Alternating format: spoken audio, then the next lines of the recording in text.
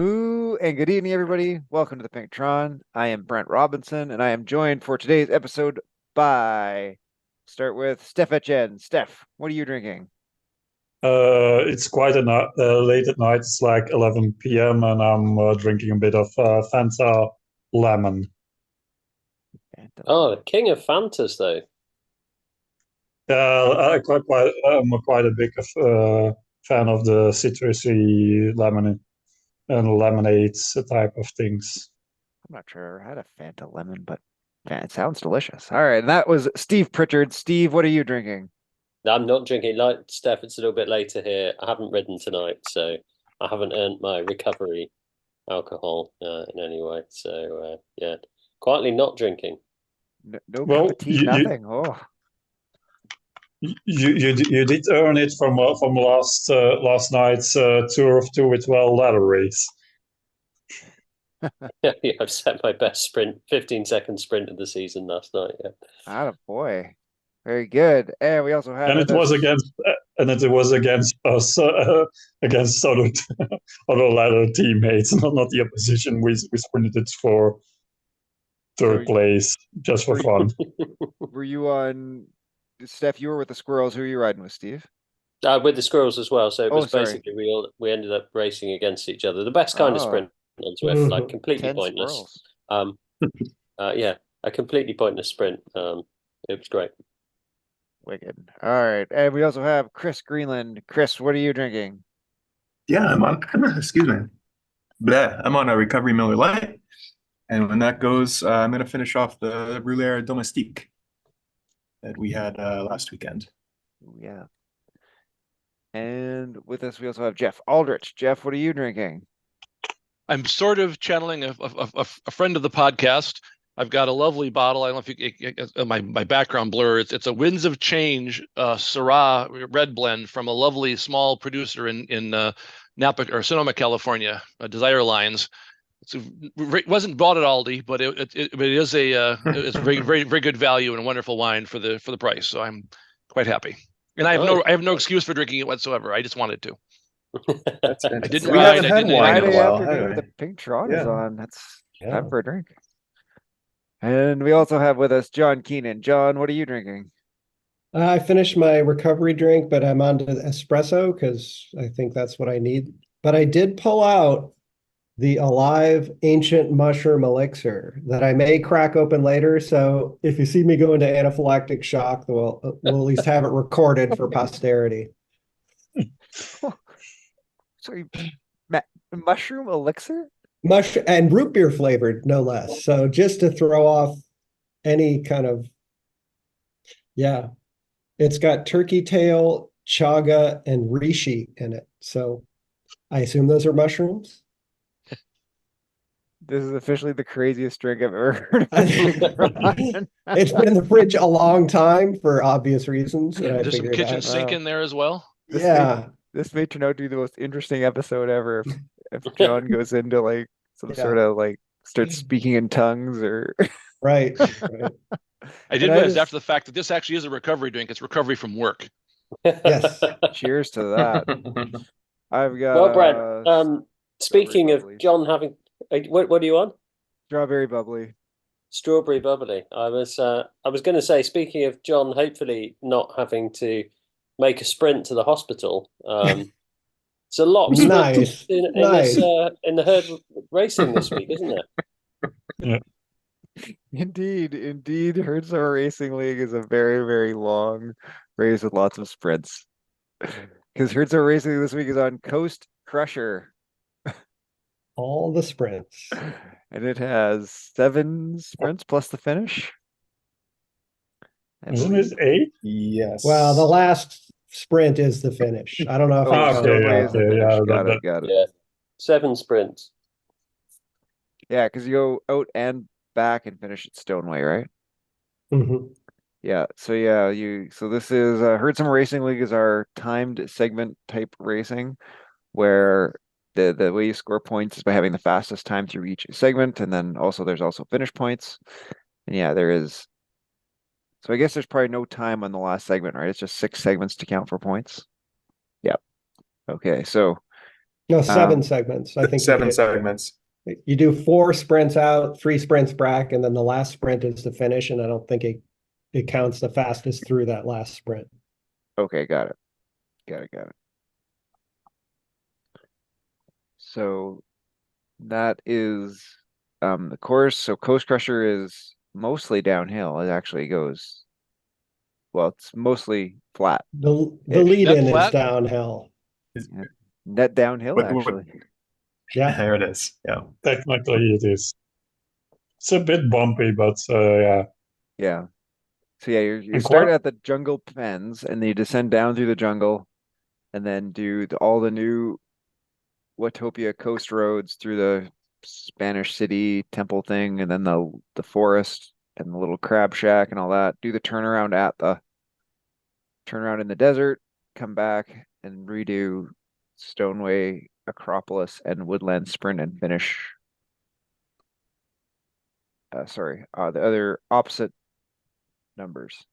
Finish, do I think it's Woodland, Sasquatch. Sasquatch, Acropolis. Yeah. Finish at Stoneway. Pardon me. Yeah, those are What? quite some longer sprints. Yeah, I was going to say it's the two in the middle which are going to be peak fun, aren't they? The 500-meter sprint, woodland sprint, isn't it? It's 500 meters long, so that's a nice long effort for your third and fourth sprint that you'll be doing as fast as you can. Yeah, and the one outbound is downhill, and the one inbound, the second half is uphill, which is always Yeah. a fun uphill 500-meter sprint. Yeah, we had that's nice. It's nice, wonderful because a couple of the routes end there as the finish, so it's used in leather quite a bit, and it's quite a nice finish for that. I will say the sprints are nicely spaced. It's not too much of like a McCurry thing, like a sprinter's playground where you just get punched in the face too quickly. Haven't done race one. But Rather also pleasant. not too, yeah, but also not too. It's the right amount of length, so you don't have them quite close to each other, but not so far that you're basically riding 15 kilometers or whatever between segments. It's the right amount of time to recover, but stay focused. Yeah, it keeps it going at a nice pace. And John and I did race one, and we noted that none of the groups really caught each other between categories because you are in kind of like a ramp up positioning mode, and then you sprint obviously, and then you carry that speed through a little cooldown period, and then you're on the next one a couple K down the road. So it makes for a pretty quick race. I think we had part of this course in the winter series, didn't we? And that was one of the highest I finished up the field, just because if you can stay in that group in the downhill, like it's pretty hard to get dropped from that group. Like there's nowhere to go super hard on the flats. So there's not when it's in categories, you don't see them breaking up really, do you? Yeah, there's not a whole lot of separation points. After on the outbound after the final sprint, you have like 3 little roller bits that you can make it hard, but it's unless somebody is really not paying attention, it's probably not enough to get dropped off the back unless you really push it there. I have heard a lot of discussion about the feel of the draft seeming different. I don't know that they changed any of the pack dynamics, but I did experience it too. I kind of had a lapse in concentration and found myself off the back like more than 5 meters. And it was more effort than I thought it should have been to get back on. And this could just be perception at the end of a long-ish race, but yeah. They've made some tweaks. I remember, I did the TTT last night, and we had one guy who didn't have steering, and it was interesting just how things were maneuvering around, and it wants to keep you in a draft, but not exactly. So it counteracts your steer. It just there've got to been some changes in that whole Yeah, in that PD. We've seen that before because it's a weird dynamic with people of not steering and who do have steering and don't have steering, and latching on to the draft because I remember we did our guys did a ladder race earlier this week. It was quite showing. We had like three guys that had steering were all on the left, and the two guys who don't have steering in the middle, and yeah, they couldn't latch on. So it's quite weird. And last night we had, I don't think maybe it's a visual bug. We were doing our ladder race, and one was in behind a teammate of us was seemingly in the draft, but we both have steering, but he kept like on my screen going from left to right. I don't know what it was, but it looked weird. The draft cone, I think, is narrower. Definitely, I felt that as a 6'4" sail cutting through the air. Speaking of sales, Sean's here. Mm-hmm. Welcome, Sean. Hello. I did that on purpose for you, Sean. I would guess that after 6 hours at the DMV, you're drinking something. I sure am. The heavy pour Paloma. Nice. We're glad you're here. We're glad you could make it. So yeah, we had sorry, John and Chris had already raced this. Chris, did you have a mechanical? Did I hear John say?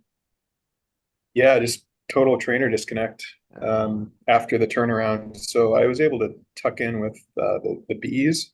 So not all was lost, but I definitely gave up my finishing position.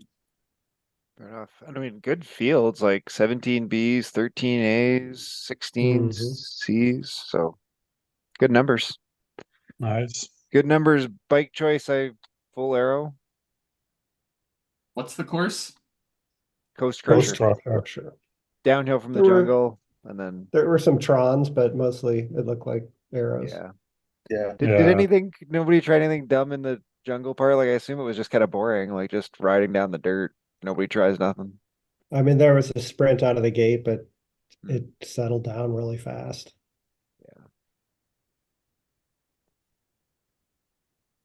I'm glad I was not there to race Terry Rigby in my Atlanta. 13.6, 15 seconds. Oh, so one of his weaker Yeah, sprints. pretty an average sprint. All right. I think anything else to add about Coast Crusher and HSRL? I don't have much else to say about it. Hit the tailgun. How was the tailgunning battles? Like, were there lots of jockeying around the back? I didn't notice the people doing the whole like about 500 meters before the sprint, everybody just slows down trying to get into the back. Like they were just still going. So I was able to sort of work my way into the back a little more than I think normally would have. Yeah, I think you're right on that, John. Like I think Scott Anderson did a really good job disconnecting himself off the back in the C's. Mm-hmm. I haven't looked at the results, but I'm pretty sure he won every sprint that I paid attention to for sure. He had those points in the C's. Good. All right. Well, there's 6 more race times to go this weekend, so Yeah. get out and have a Okay. rip at HSRL, everybody. I think that will bring us to herd beginner racing, which Electric is loop, electric if I loop. recall. Yep, that's what I see too. I think it was I think 3 laps for the highest 2 categories, and then 2 for the E category, the lowest. Right. Yeah, so 18K for the lower cats and about 27 for the upper. Yeah, and electric I loop think is that- all just flat stuff in Neokyo, right? Yeah, I think it's all in Neokyo, and you don't go anywhere near the Rooftops. tram tracks or railroad. I think you stay down. 30 meters of elevation per loop, so nothing. Yeah, okay. Yeah, so if you're in HBR and you're new, the game here is probably just to sit in the pack and win the sprint at the end if you can. Maybe challenge some people early if you feel like you don't have the sprint, but there's not much I these don't flat think races. there's It's not too many tactics. think maybe the only bit, if I recall, because I think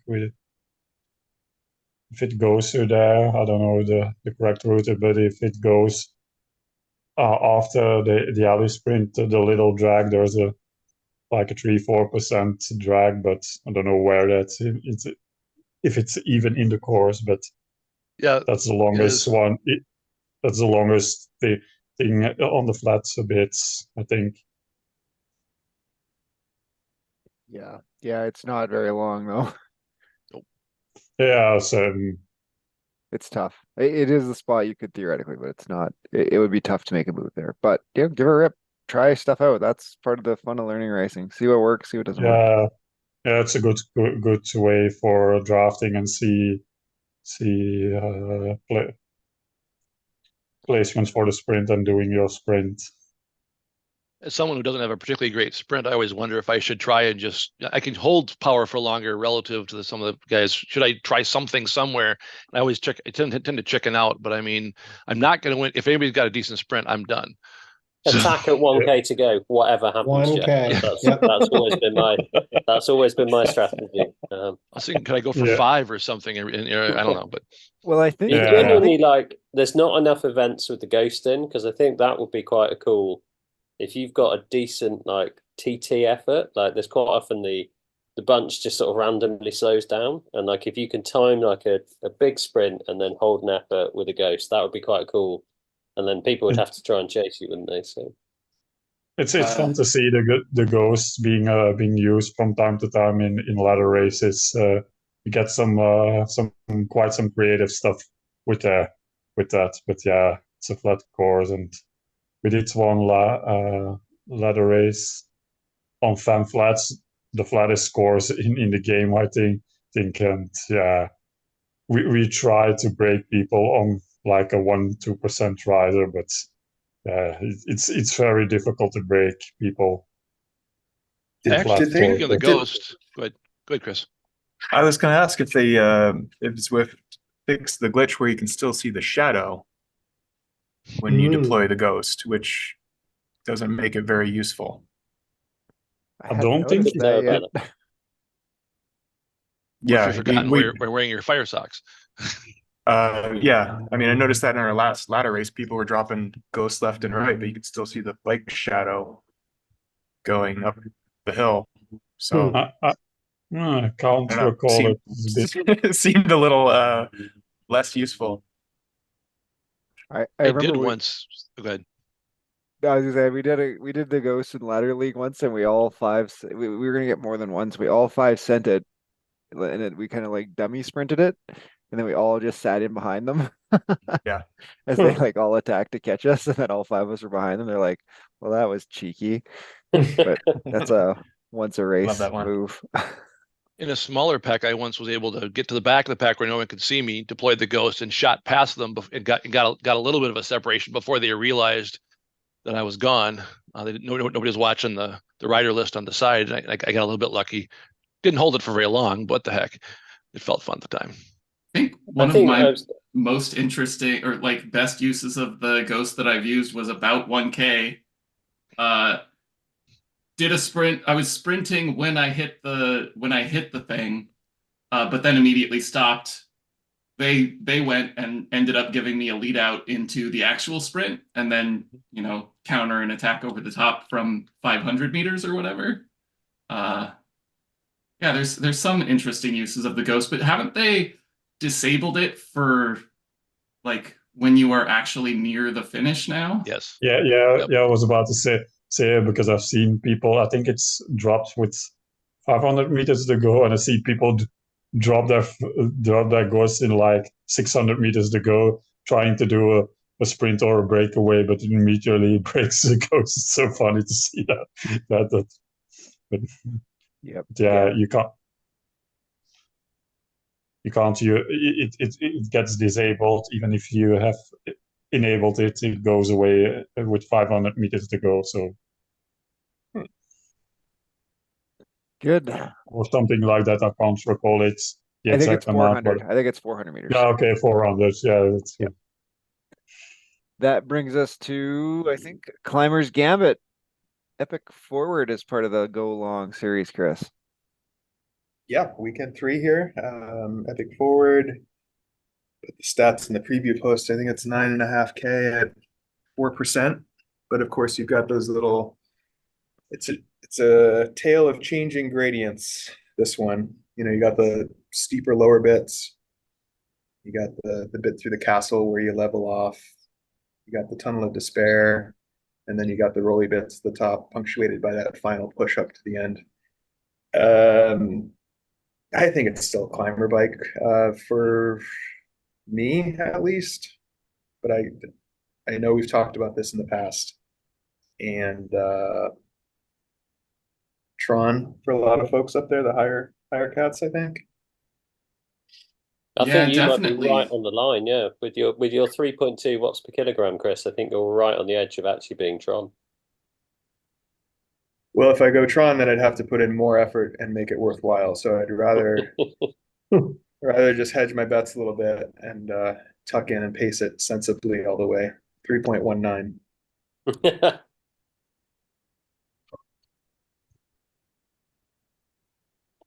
This is, I So, mean, it's yeah. the ultimate FTP test, really, isn't it? Like it's probably it's sub 30, I think, even for Ds, like high Ds, like Cs It'd are probably be doing a little over 30. A little Yeah. over 30, Yeah.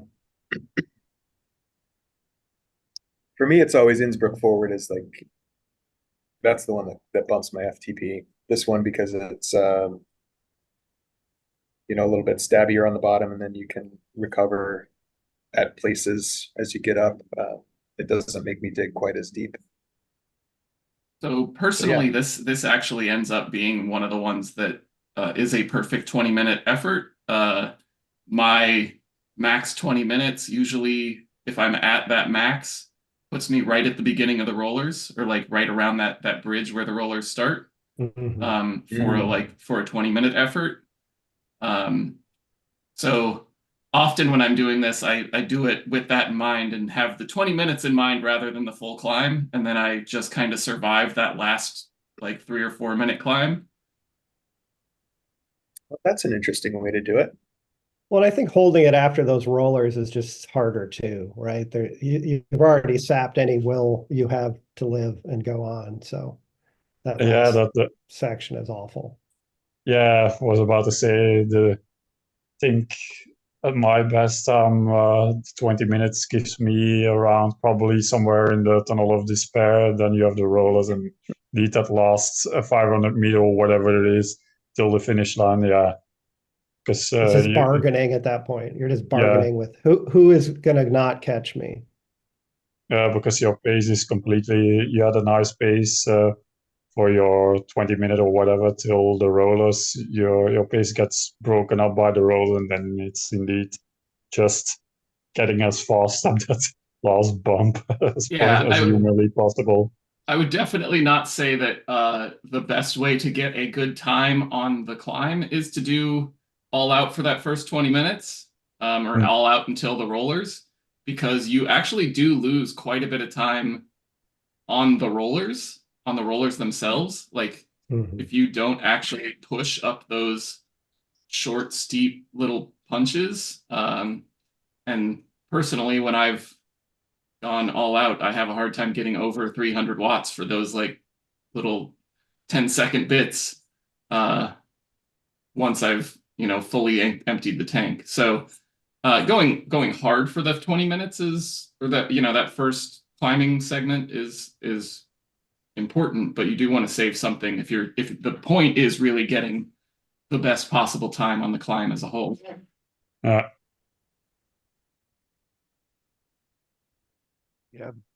well, I meant going to the rollers, finding a good enough pace, maybe in it under your FTP, but you have to push it indeed in the rollers. But sometimes your pace gets broken. It depends. I'm more of a steady climber, so I like things like that first section or Innsbruck forward, and then the other side, and then the reverse section, the steppy stairy climbs. But yeah, it's all a matter of how you like your climbs. We actually have some exciting breaking news for the next segment of the Pink John, don't we, Brent? We actually know what course is happening this weekend. Yeah, somebody updated our little list, and we know that the herd of mountain goats this week will be on Everything Bagel with a custom finish. I guess that'll be the surprise bit, is we're pretty sure it's going to be the custom finish at the top of the second KOM at around 20, 25, 26K, I guess. yeah, 25, 26K. So you're gonna go, yeah, New York kilometer reverse or New York KOM reverse, and then a bunch of stuff around the bottom, and then up the New York KOM forward and finishing at the top there. So you get two fun KOMs. I did like the last week's one, nice short one, the mountain mesh route was a nice one. Were there a lot of Mountain riders? goat. In my category, at least I think there were, yeah, in C category, I think there were like 8-ish people finished, yeah, in game. Right. And I think a couple of Bs, couple of Cs. There was quite a bit of a bunch. I suspect that route should give the most a bigger turnout because it's a very short route. It's like 6 kilometers. It's like a kilometer downhill and then 5 kilometer FTP-ish for lower C. But yeah, like the A's get it and the B's get it done in like 15, 16 minutes or something like that. For this one, I think for bike, I think you'd take Tron. Yeah. There's a lot of rolliness over those 20 kilometers from between the KOMs that I don't think you'd want to be on a climber for. Yeah, I think Zwift inside it said something like that because it said if you don't have it, go with your Canyon Arrow or your, and they disincentivized using like the millies or any type of climby bits because you lose so much not on the climb, on the actual KOM. I think this is a tricky one, isn't it? Because this is draft enabled, so Yeah. kind of I think it depends what kind of rider you are. If you think you're going to be really strong on the climb, I'd be going best climber bike because those New York climbs get steep.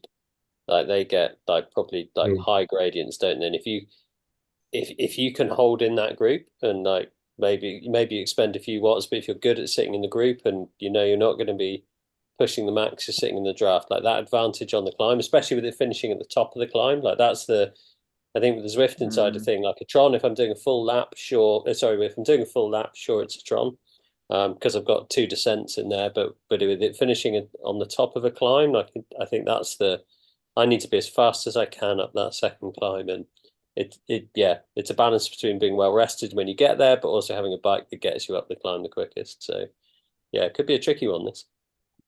That's a very fair point. If you're top half of your category.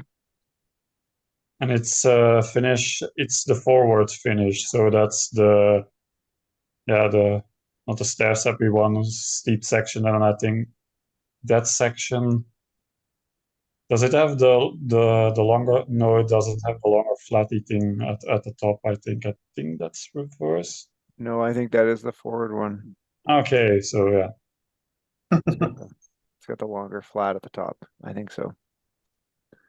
And it's the longer one, right? So it's the one that actually starts at the banner, not the fake banner. When you go through and you're like, oh, that's not the KOM yet. So, indeed. All right. And I think that will then bring us to Stampede. And this week we are going to do 11K on flat route. I'm pretty sure it's one lap of the flat route. Flat route is in Watopia, and it's just what it says. It's flat. So this should be, I think, for C's and D's, you should be able to get this home in 20 minutes or less. It'll be close on your TT bike. I think so. For sure, B's and A's should be finishing sub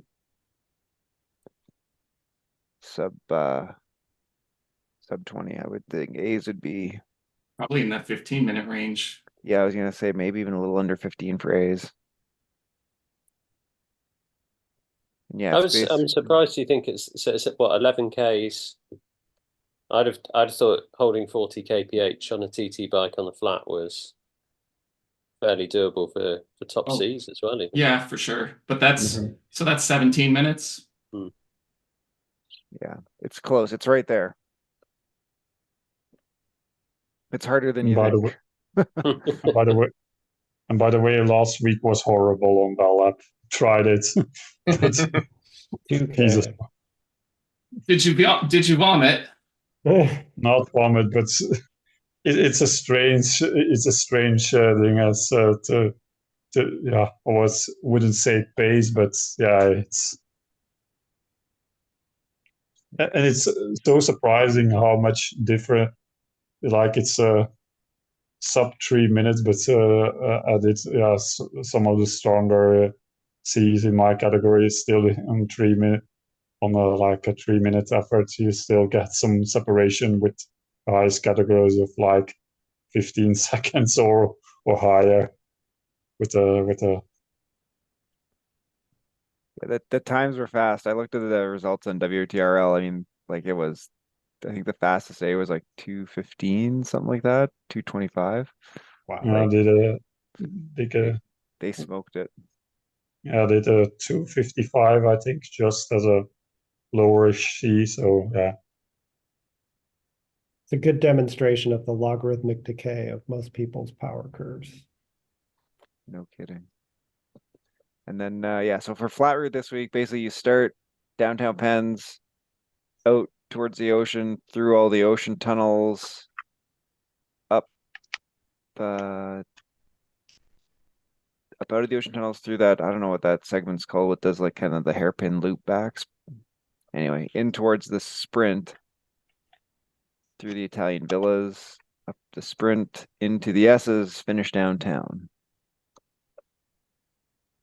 So yeah, it's not perfectly flat. There's a few little lumpy bits in there, getting out of the tunnels and climbing up those little back switchbacks. But it's got a downhill finish though, which is always kind of fun. Mhm.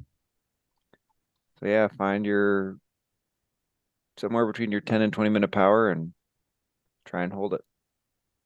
There's Rock always it. little dirt sections you got to pay attention to and make sure you bump up the power to maintain your speed through there. You can bleed a lot of Yep. speed if you're not careful. There is a Yeah, route in that's those exits to the ocean tunnels. Yep. yeah, there's that little section with the intersection you need to epic reverse. Yeah. Yep. With the fishing village, yeah. Yep. Good.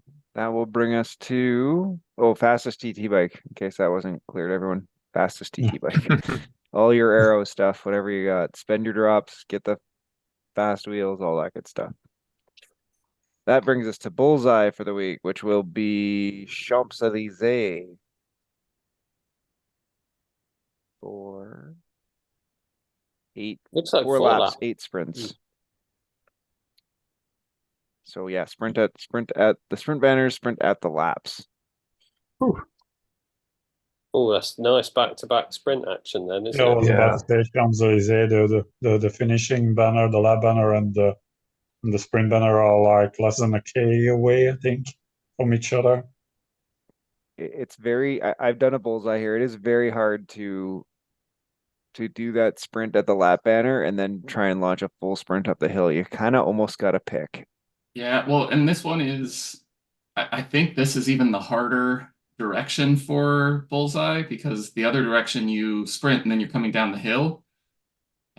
This one you sprint into the base of the hill, have a 2-minute hill. So if anyone is pushing there, you still gotta have enough in the tank to latch on, and then sprint for the line. And that sprint for the line, I mean, I guess it's easier in bullseye with smaller packs, but in like a ZRL race, it always feels impossible to know exactly where you should be launching that sprint.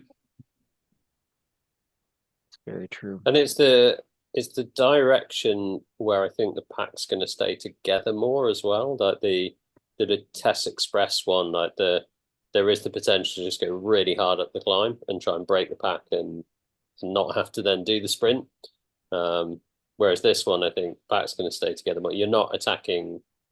Or you might do it, but it's harder to stay away the whole lap from the top of the Arc de Triomphe all the way back around with that long descent, and kind of coast the because this is first across the line, of course, coast the points there. I was just going to say, don't forget it's first across the line, not fastest through in this one. If you're new to herd racing, make sure you check the rules, because we do vary them for fun. But if you get the wrong one, you're going to be very disappointed with your result. Yeah, I think direct all complaints to @JamesBailey on Facebook. James Bailey dash Zwift.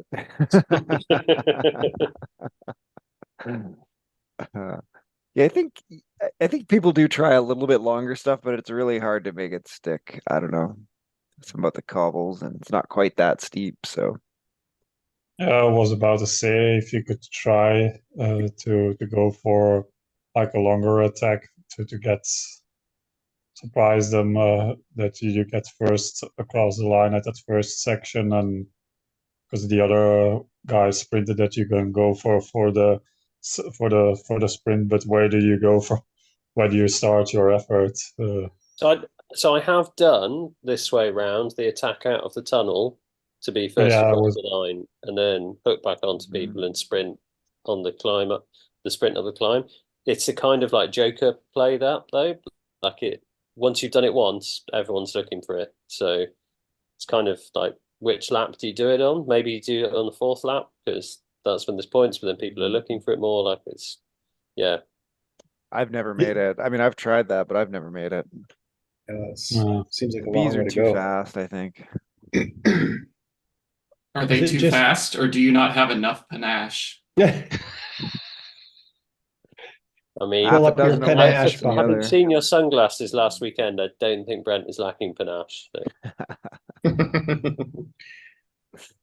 Not quite keeping up Yeah, with those- Sean's wedding officiant outfit, though, I gotta say. That was epic. Good. Well, that is the week in herd racing. I have no idea what's on for HSRL next week. Is that being updated? No. No, I don't think there's any spreadsheet, and probably Marjolein is busy with her gravel racing because she has been doing quite a lot lately. Yeah. We'll all Rest find out assured, next there will week be a with- race. with everyone else. Yeah. Good. All right. That brings us to Around the Horn. We're going to talk about, we kind of foreshadowed some of them in terms of our best ghost tactics. What's your best tactical trick you tried to sneak in, or that you've give as a tip for someone to try and sneak in a race? Steve, you want to talk about the one that you did? Well, no, I was going to talk one about the squirrels. I was thinking this when Jeff was talking about like long distance attacks. I think a mistake I see a lot of people make is they'll try a move and they're like, oh, if I go on the front and I make it a bit tough, then some people might get dropped. So they'll do a kind of half attack. And actually what that does is it means I maybe have to do like threshold. And I think you learn a lot doing the team time trials about this, about how fast the person can go on the front, and third or fourth wheel, how slow or how little effort you have to put in to stay up with them. So I think with all the kind of, we sort of joke about panache and we're just talking about that now. I found when I've got those moves to stick, I've had to absolutely commit to it. And I've been dying when I cross the line. I have to start it with a big sprint as well. So I have to get that gap when the group behind me is not made to it. And Jeff talked about it brilliantly, actually, like waiting to slow down, tail gun, so you're sprinting through the groups, that speed differential's really high when you hit the front. And then it's about like, just, I used to like the 1K attack because it's about like a 90-second effort that you had to put in. And I was sort of okay at those, and you just have to sit there and hurt as long as you can. And most of the time it didn't work because the guys can get your draft and come back past you. But I think with any attack, with any move, like half moves don't create breaks in Zwift. The draft's too strong. And in real life, I mean, in you know, Chris and Brent being, well, Brent in particular being a newly christened BWR racer, I think the terminology for this is full send, right? You just like take it all and send it. And if you get caught, you get caught, and you're in the back. You might end up in the back of whatever group you were in. Steve, you touched on something as you were talking through that. When I first started racing with the herd, I was on one of your TTT teams, and the only thing I ever learned was you can be a successful racer when you show up and don't even know where your shoes are. Well, yeah, the great thing about TTTs is that you can do a warm up in the first half of them, and then contribute in the second half. I think, like, I wouldn't advise that for. That depends on which team you're on, and whether you're at the tail end of the power spectrum of that team and just trying to hang on for dear life. Yeah, or not. I was about to say, Steve, we did the PT teams that are all with Terry and Steve Brandon. At a certain point, it was getting tough to even take my pull, go over these guys. Yeah, yeah, the good old days. We'd just have Marius sat on the front doing 4 watts a kilogram, and I'd sit there at 2.6, which is about what I could manage for the whole way around, and just follow some diesel on the front, which was good fun. What about you guys? I mean, kind of Chris. Well, actually, I'm going to follow up, Steve, with you on something you said, because we all complain about when we're TTTing, we try to catch and we actually shoot through the group. But that's the exact technique you want to use to create that break of you've got to get enough speed differential. So if you can, if you're prone to that sort of thing, well, you try to use that if you're going to go for a panache attack, try to work on that and get that speed going through. So you get that separation, you break the draft, then you've got a shot. If you don't break the draft, you're done. Just and we've learned that through things like Source, haven't we? The draft is actually about 10 meters.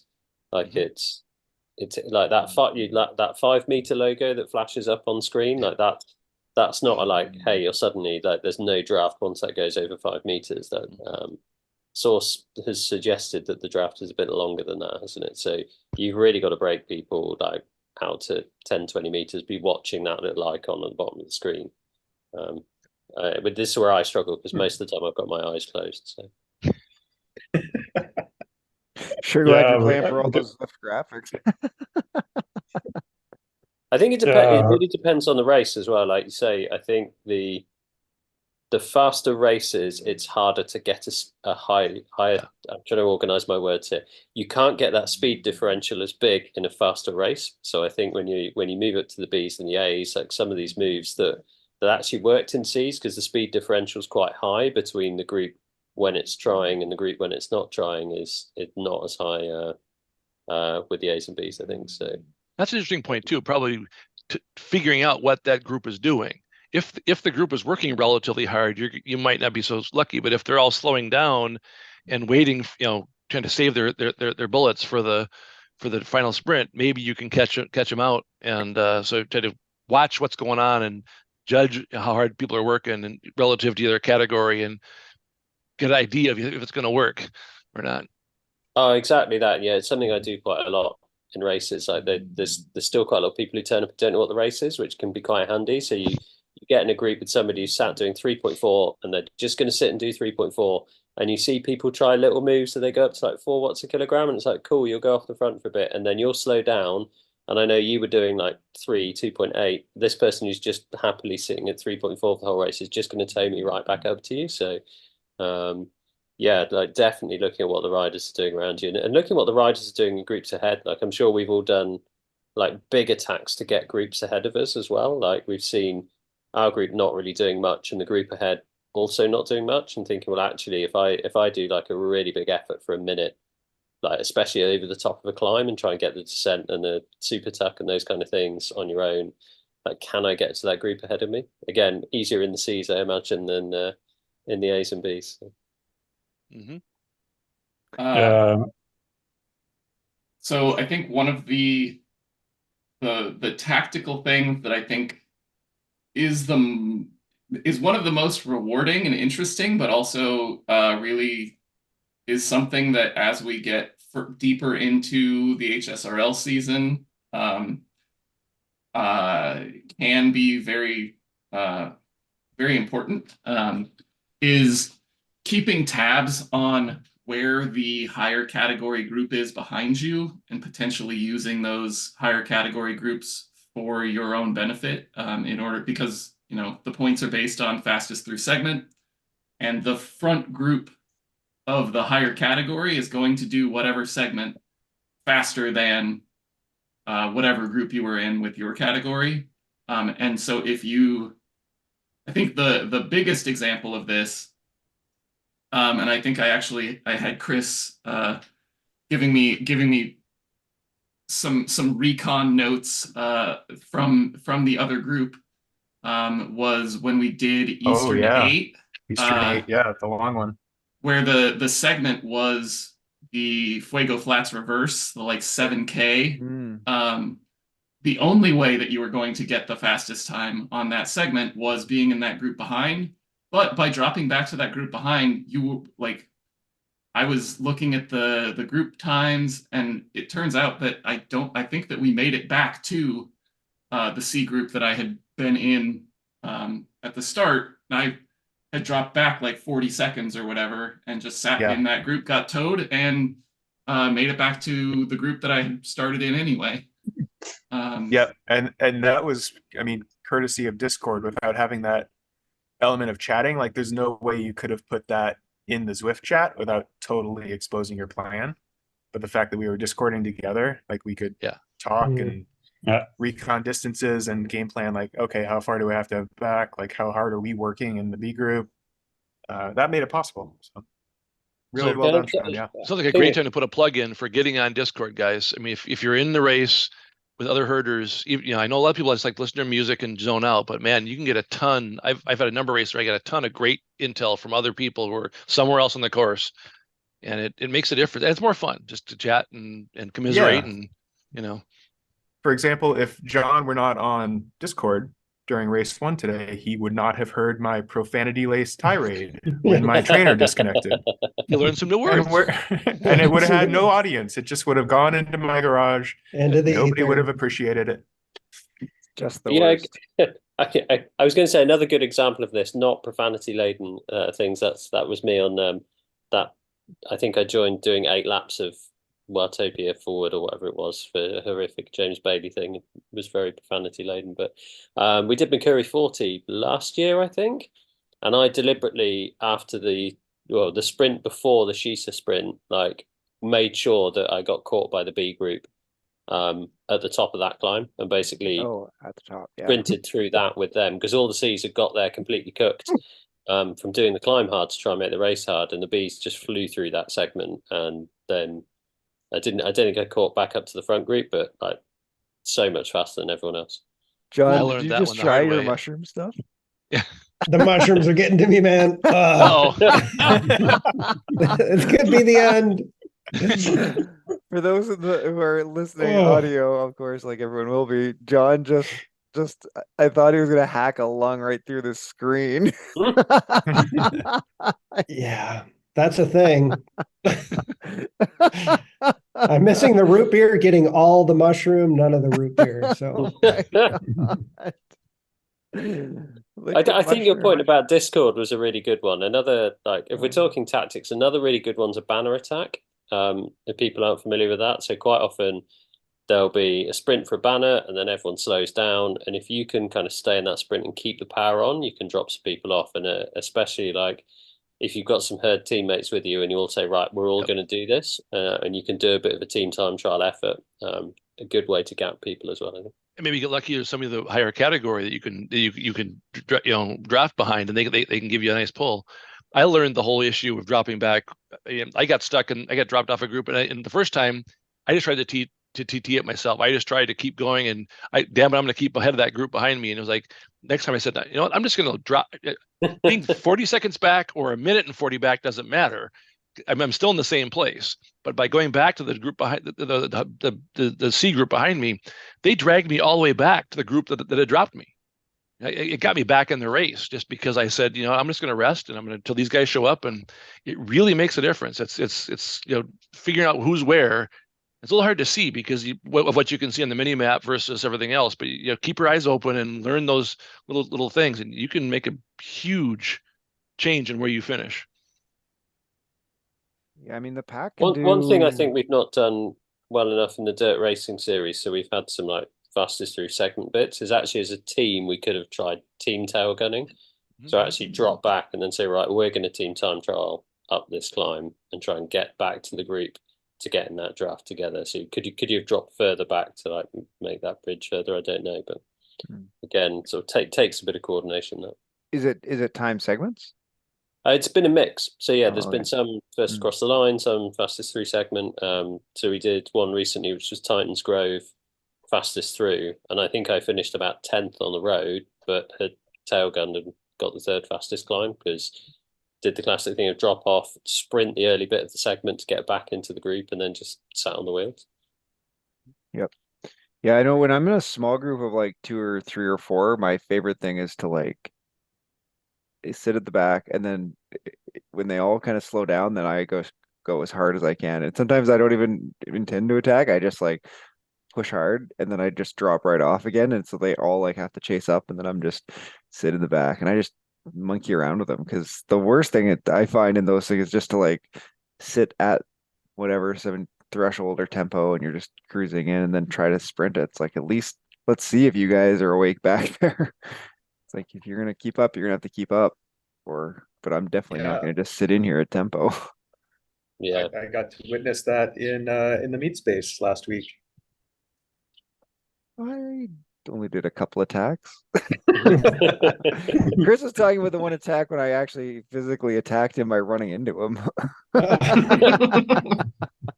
There was like a 2 lines going up the hill, and then my line like crossed into his, and I was like, "Ruh-roh, I'm in the wrong line." It's like, oh, sorry, Chris.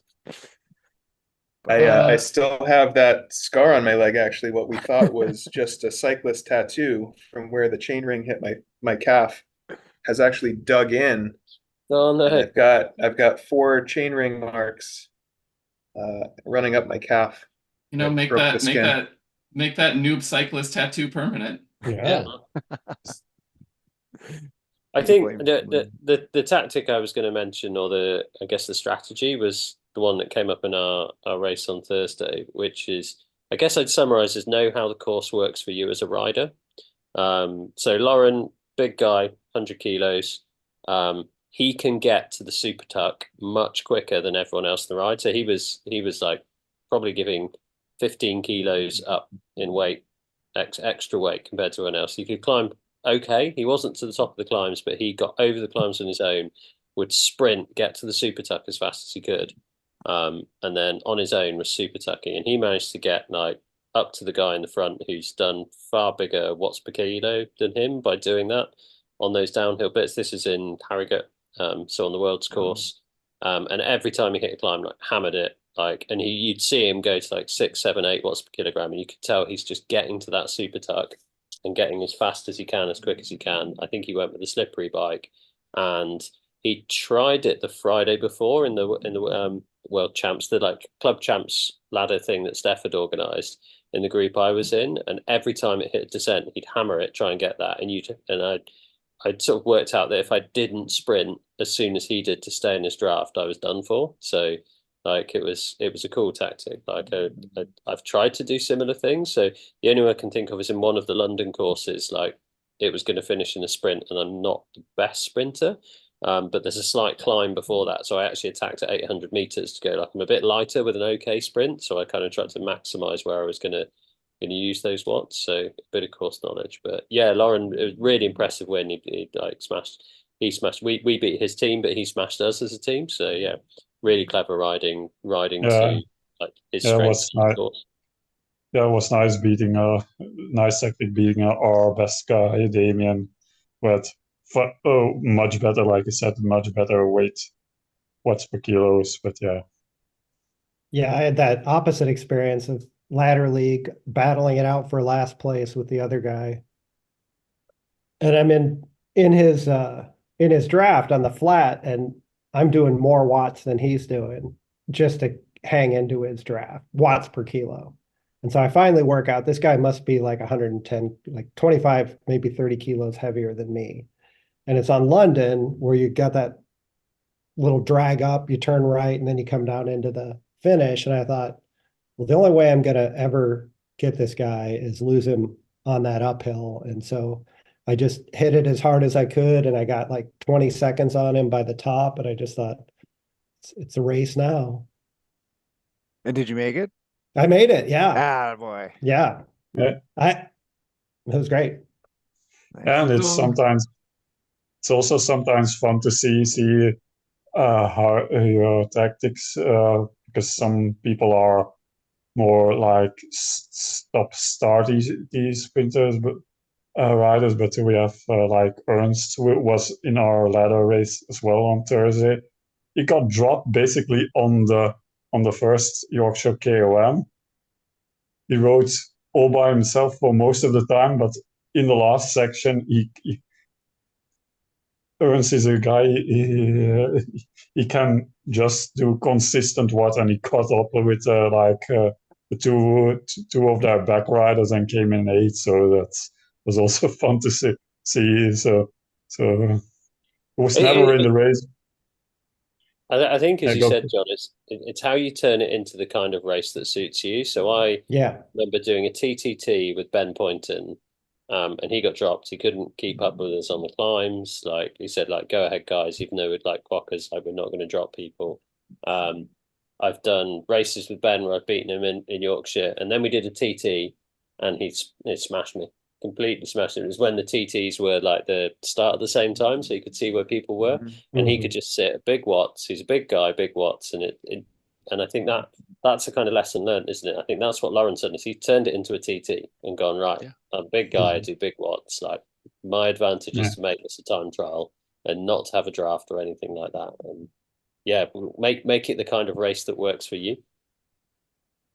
So the one tactic that I am always interested in seeing in races, seldom do, and I think it's because of the way the races are set up, is real like attack counterattack dynamics. You see that at the front of HWR races sometimes, but even in those cases, it's not really organized. It's, a couple of the fast guys try something and then people get dropped, and then they'll try something again and people get dropped. But I think that the reason that doesn't really, like, so in meet space races, the goal is to get someone from your team to win, right? It doesn't matter where you finish necessarily. Getting a top 5 is great. Getting a top 10 is great, but it's like the goal is usually like, I want somebody on my team to win. And the best way to do that is often to soften everybody else up until that, somebody on your team can either go solo or you set them up for a sprint. And so you attack, you don't chase with your team, you make somebody else, another team chase. And then as soon as we catch that little group off the front, somebody else from the team goes. And you don't really see that in Zwift. And I do think that, like, okay, you wouldn't see that in HWR for anyone other than the very front riders. And those riders don't usually show up with teammates.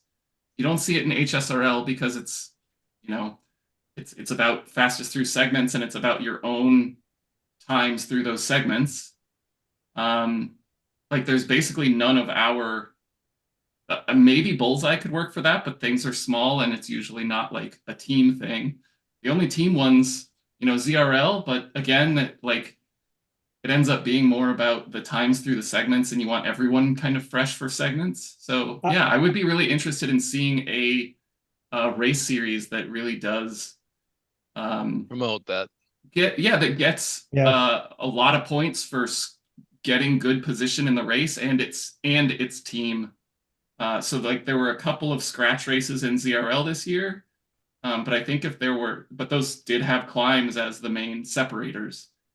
Ladder league can be somewhat like that, depending on Yeah. how people race it. You start to match up and kind of figure out, what you can do and how do you position your team to be in the best possible positions.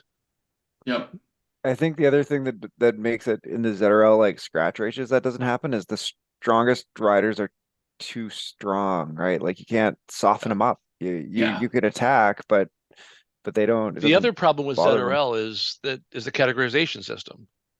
I mean, there are sandbaggers in those categories. There's no question about it. Let's just be honest about it. And and more power to them. That's the way the game works, and you get to do that. But if we get more of the better, whether it's Zwift Racing app or one of the other categorization systems that really finds those people who are purposely racing below their levels in order to do certain things, you're going to get, I think, more of that because you get a little more consistent matched up of fields, so that now you can do something.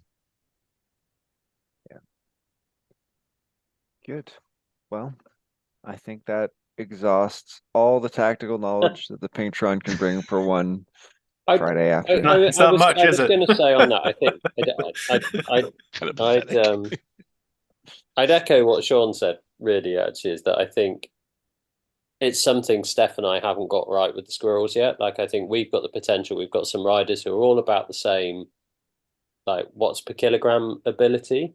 I think it comes back to where we started. Is I think we're not brave enough to make that move. Like, I've got to go as hard as I can, knowing that if the group catches me, I'll probably get shelled because I'm spent and I've done my effort. But actually, I've made that group work really, really hard to catch up. And then as soon as they catch up, the next person's got to go almost with that same mentality. I think the scoring system, like as well, like the dirt racing series is really good. It's grouped riders together pretty competitively with the Zwift Racing app series. Myself and the captain have scored quite well. Like, we're in the top 5 scoring people in the league, but actually we finished 3rd in the league, and it's the guy who finished 4th in our team, the 4th highest point scorer, who's effectively been the difference. So actually, it's not about where me and the captain have finished so much as where the guys behind have finished. So it's how do you make them finish higher up is what I'm thinking now, and kind of that point system of like, would we have been better off dropping back to tow them up to get them more points? So. Yeah, it's I think it's indeed with commitment to the ladder as well. We sometimes talk about tactics, but then committing race day, how you feel, but also do I want to put indeed risk my own effort and get totally spent, and maybe you drop back way too much and then cost maybe your team the victory because